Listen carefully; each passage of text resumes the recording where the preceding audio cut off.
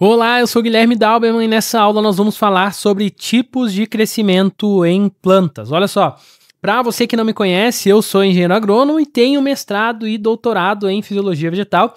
E se você entrou aqui pela primeira vez, me segue lá no Instagram, @universo plantado, e me manda uma mensagem lá que eu respondo todo mundo, certo? Vamos lá.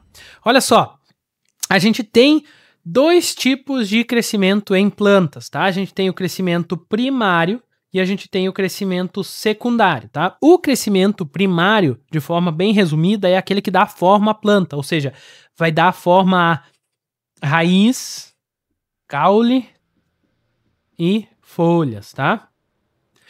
O que isso quer dizer? Que é o crescimento que a planta precisa ter para crescer nesse sentido, a gente já vai ver mais sobre. E o crescimento secundário é aquele que ocorre de dentro para fora. Então, se você parar para pensar em, por exemplo, espessura de caule, espessura de raiz, a gente está falando em crescimento secundário. Olha só. Então, eu falei para você que o crescimento primário é esse crescimento que dá forma à planta, certo? Como a gente tem uma plantinha aqui, ó. E para esse crescimento primário ocorrer, ele vai precisar da atividade de meristemas apicais, que são regiões meristemáticas que ficam nos ápices da planta, certo? Então a gente vai ter aqui, ó, meristema apical com alta atividade de divisão celular.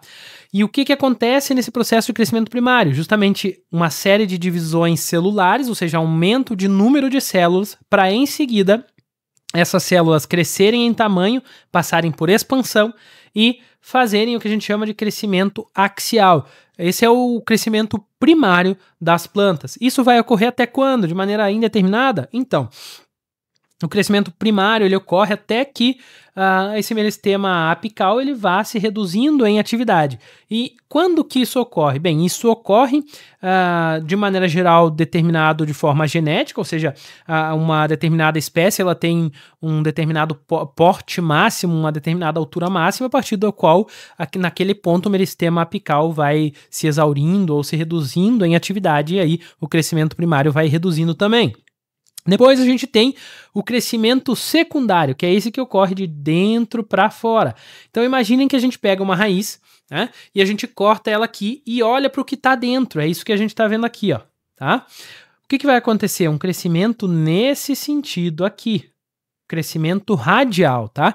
E esse crescimento vai ocorrer por causa de uma região chamada de câmbio celular. A gente vai ver já no detalhe. Antes disso, eu quero te lembrar que existem 3 tipos de tecidos em plantas. O tecido dérmico, que é essa camada mais externa, como se fosse a nossa pele, né? Uma camada externa de proteção.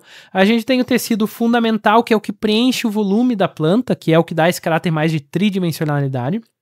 A gente tem o tecido vascular, que é o xilema e floema, que fazem a translocação de água e solutos, tá? E aí, sabendo disso, a gente vai olhar quais são os componentes, agora nesse caso do caule. Então, de novo, a gente cortou um caule nesse sentido e está olhando para o que tem dentro, tá? O que a gente tem no caule? A gente tem a epiderme, que é essa região mais externa de proteção. A gente tem o floema primário, aqui em azul. A gente tem o xilema primário, internamente, em vermelho. A gente tem uma região cortical. A gente tem... Essas são as regiões que a gente mais fala, né? Os tipos de célula que a gente mais fala. Depois a gente tem o câmbio vascular, que fica aqui, ó, entre o xilema primário e o floema primário, e a gente tem o raio da medula entre essas regiões, tá? O que vai acontecer nesse contexto de crescimento secundário?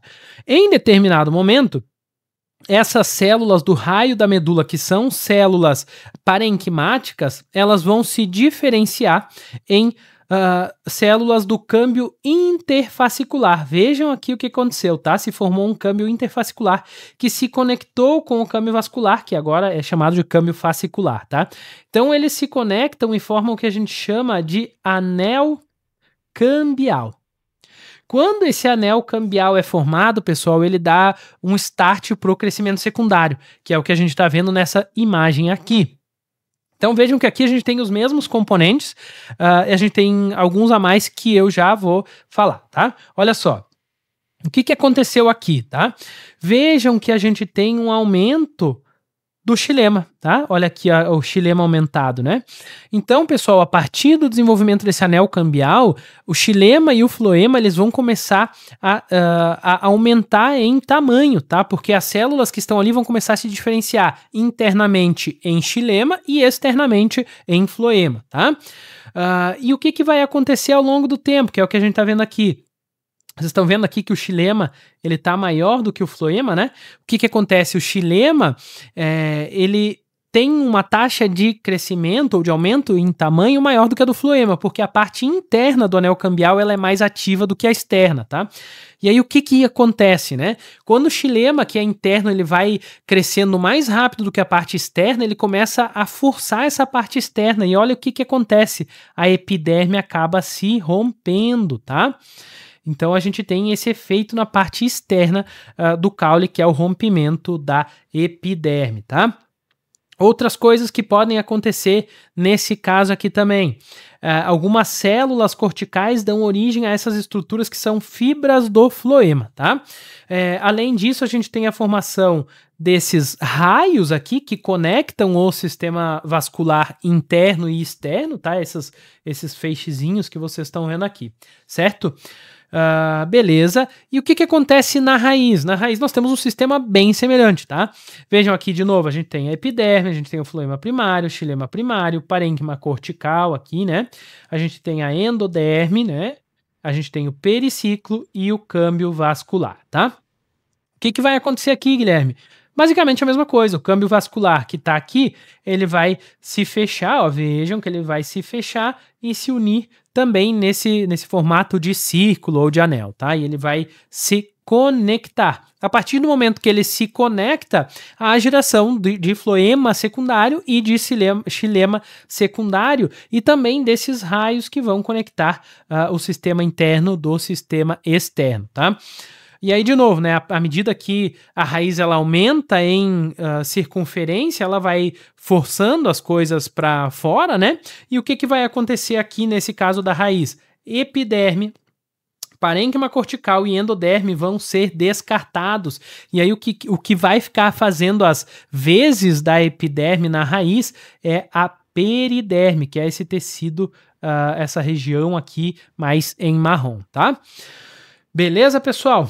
É isso, muito parecido com o que acontece no caule também, tá? Se você quiser aprender mais sobre crescimento de plantas, sobre fisiologia vegetal, sobre hormônios, sobre nutrição mineral, sobre balanço hídrico, estresse salino, vai nesse QR Code aqui e vê mais sobre o Physioplant Master, que é um curso que eu tenho sobre fisiologia vegetal, que é extremamente completo e já tem ajudado aí um monte de alunos a, de fato, aprenderem e dominarem a fisiologia vegetal.